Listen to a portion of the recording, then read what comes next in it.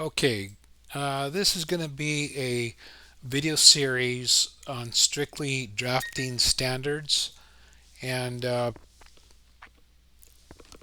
we're going to go over um, from the very beginning of what you would see in an architectural set, starting with the first page of a site plan and going to floor plans, and only focusing on the drafting standards. I see a lot of plans every single day, and so I've noticed that there's a lot of mistakes that people are making, and so even for people that are going to watch this video from out of the country that might be doing drafting for people here in the United States, the whole purpose of drafting standards is so they're all consistent.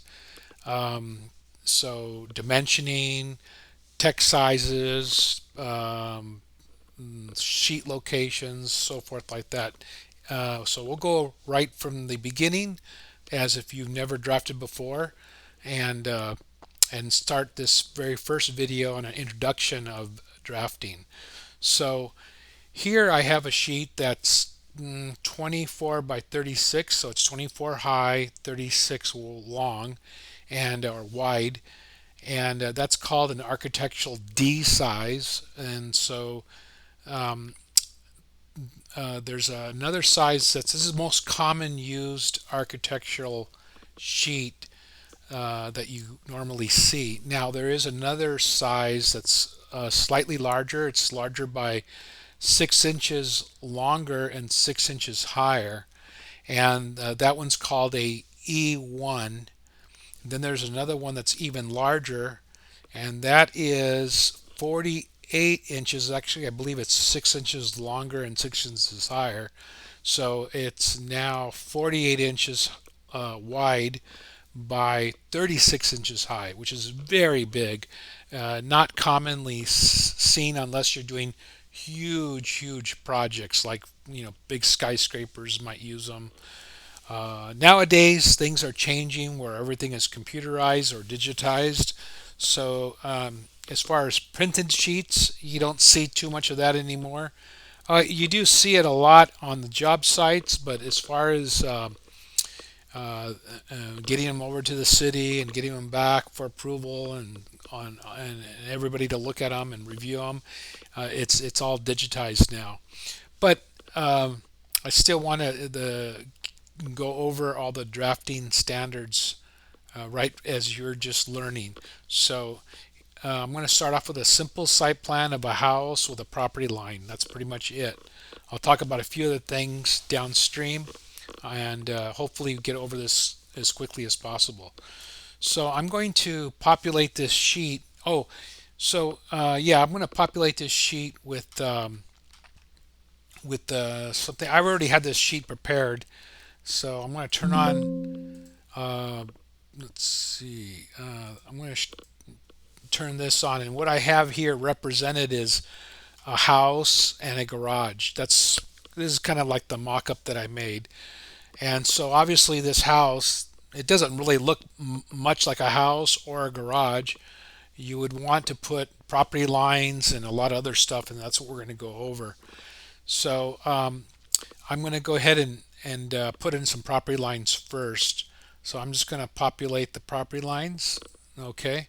So now what we have is property lines around a house, and uh, it's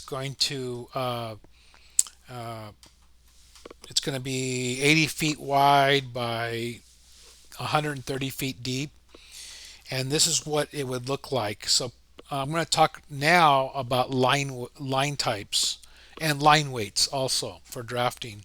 So here I want to move over here to this example. So we have there's a lot of line types that are used for different things, but I'm going to talk about three basic ones. One is a continuous line, which is very simple. It's just a line, like you might draw on a piece of paper. This is a dashed line, and it's used for a few different things in drafting. And then you have a reference line, which is long dash with two short dashes, and there's actually one more, which is a center line, which I don't have in here. So let me just populate this one and put in the center line. Okay, so this is a center line. A center line is a long dash with one short dash in the center, and then another long dash that repeats itself. That's a center line. So what these do is, in the drafting standards, from in the basics, is a dash line could represent something that's going to be demolished, or something that's below or above your cut plane. And I'll talk a little bit about cut planes a little bit later in this video possibly.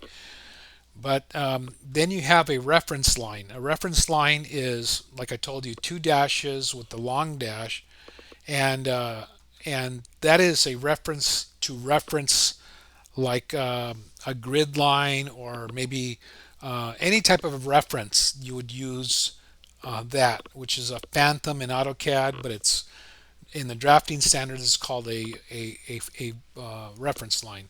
And then you have a center line, which a center line is used to mark the center of something that you have in your drawing.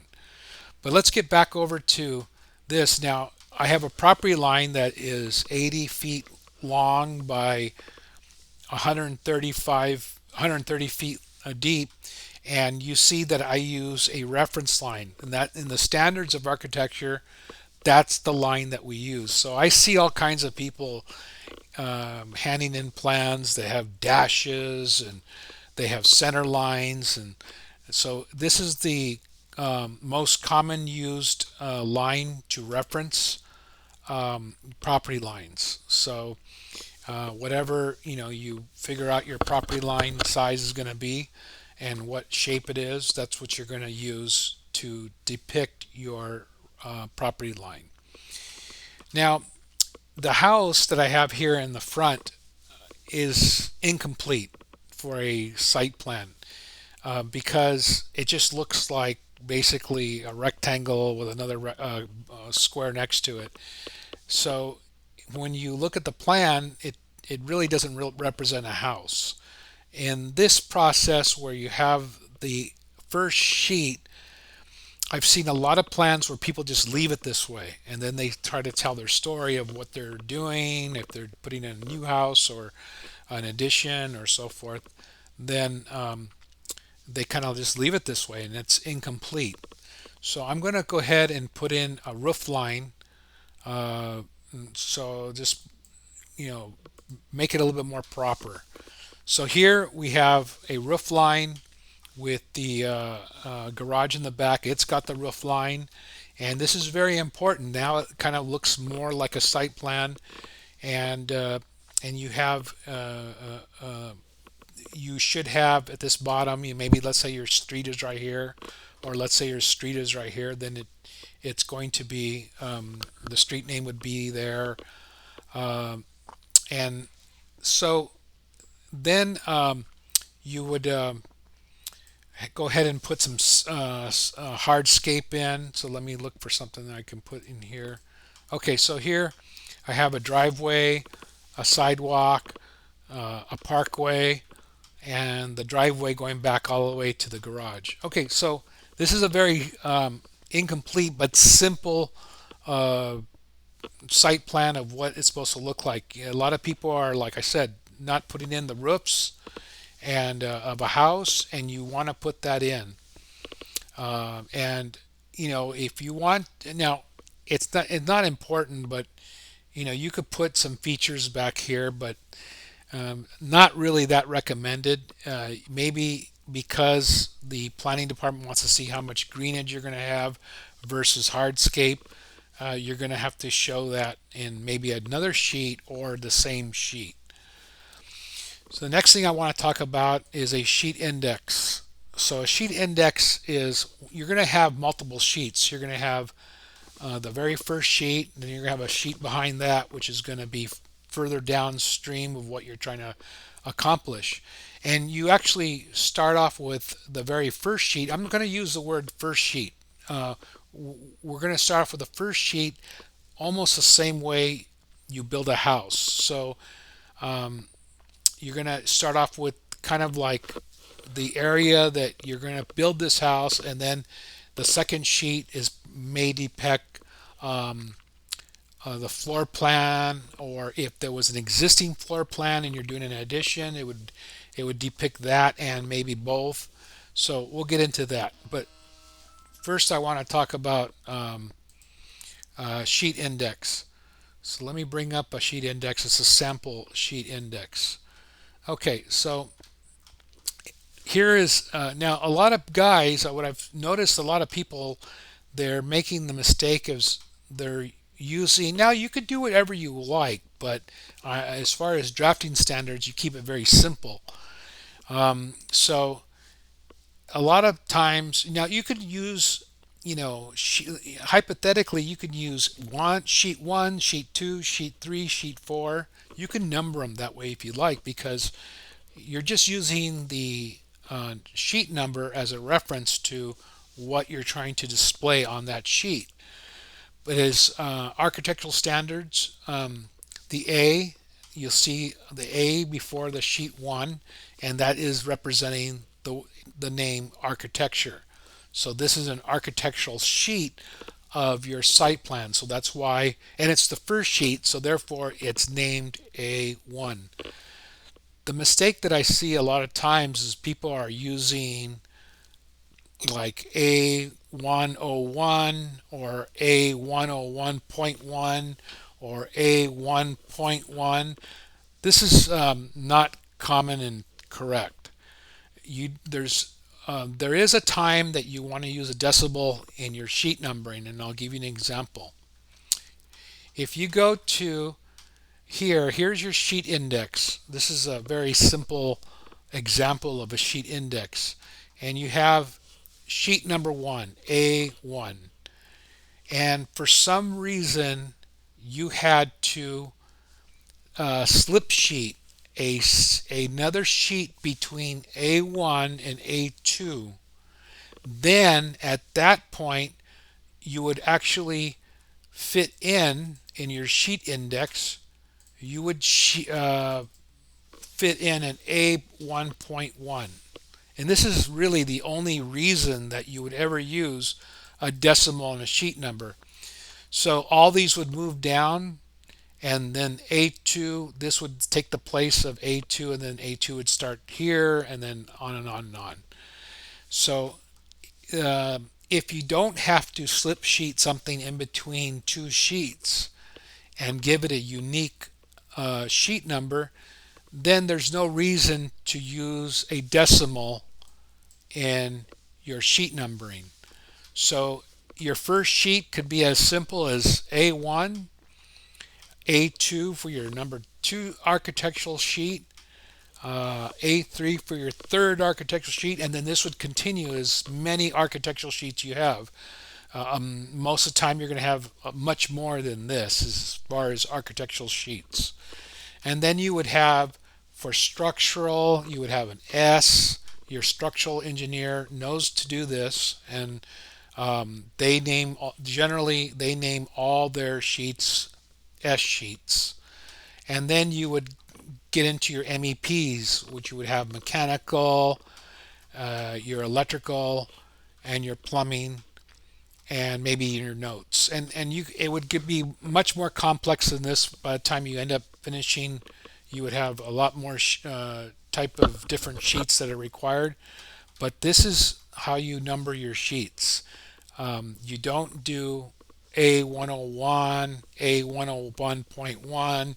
I've seen all kinds of weird stuff, and that's incorrect. The whole purpose of sheet numbering is to keep it simple and not get it very complex. There's no reason to be complex with this. The other thing that you see here is the job name. So we named this the Smith Residence, and it's at 123 Main Street in Los Angeles, California. So this is the area, generally the center, where you really want people to see. You don't want to have somebody, a plan examiner or the client, look around, or maybe somebody that you farmed out the job to. look all around the sheet looking for the owner's name or the address of the location. So you do it very boldly and you center it right on the title block. So this is the sheet area that we call the sheet real estate that you would do your drawings, and this is called the title block, and that's exactly where you generally put the your job name, and you can name it whatever you want. If you can name it nail salon, you can name it liquor store, whatever you're doing. This is happens to be a house, and I just out of my head I just picked Smith Residence. You don't even have to put that, but the location of the project that you're doing, you want to put it in the center of the title block and not way up in top. Generally, the company that does the project reserves the upper part, a place out of the way that does not steal the focus of where this project's at. They would do maybe their logo and their company name and their telephone number and their address and so forth. So these are very simple things that I wanted to make the very first video on what you're supposed to do, and I'm going to talk more um, about line weights. And the next video I'll talk more about line weights, line types, and where they belong and where they go. So this is just a short introduction of simple drafting, and in the next video we'll get in more depth into uh, drafting standards, at least here for the United States. Thanks a lot.